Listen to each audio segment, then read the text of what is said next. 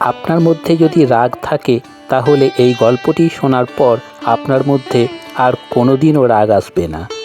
কিংবা অন্য কারোর মধ্যে যদি রাগ থাকে তাকে এই গল্পটি শুনিয়ে দেবেন, তার মধ্যেও আর কোনোদিনও রাগ আসবে না।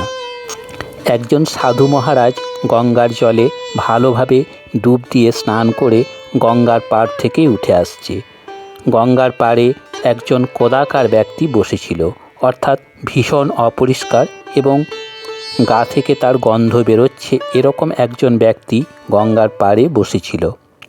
তো সেই ব্যক্তিটি সাধু মহারাজের গায়ে থু করে থুতু দিয়ে দিল।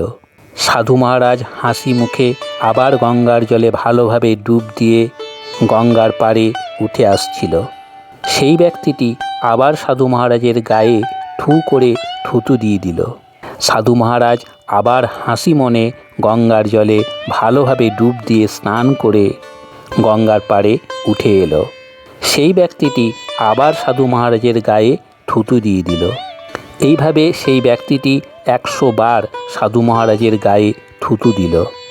আর সেই সাধু মহারাজ 100 বারই হাসি মনে গঙ্গার জলে ভালোভাবে ডুব দিয়ে স্নান করল। তারপর সেই কদাকার ব্যক্তিটি বলল, আপনি কে? আপনি তো কোনো সাধারণ ব্যক্তি নন, আপনি নিশ্চয়ই স্বর্গের কোনো দেবতা।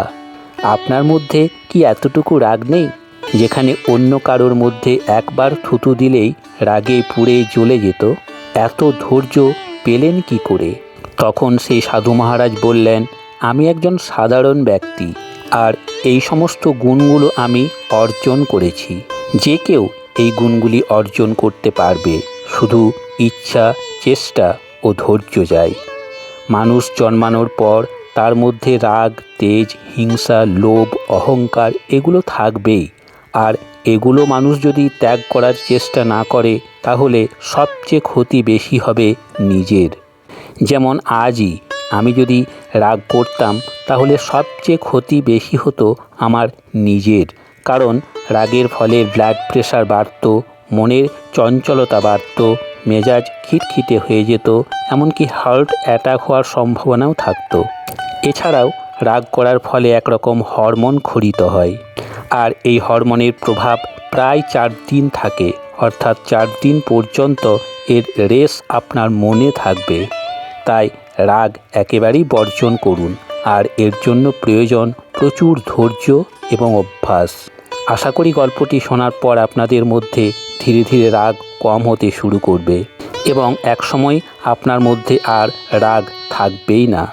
ভিডিওটি ভালো লাগলে অবশ্যই লাইক করবেন এবং ভবিষ্যতে এর থেকেও আরও ভালো ভালো ভিডিও দেখার জন্য চ্যানেলটিকে অবশ্যই সাবস্ক্রাইব করে রাখবেন।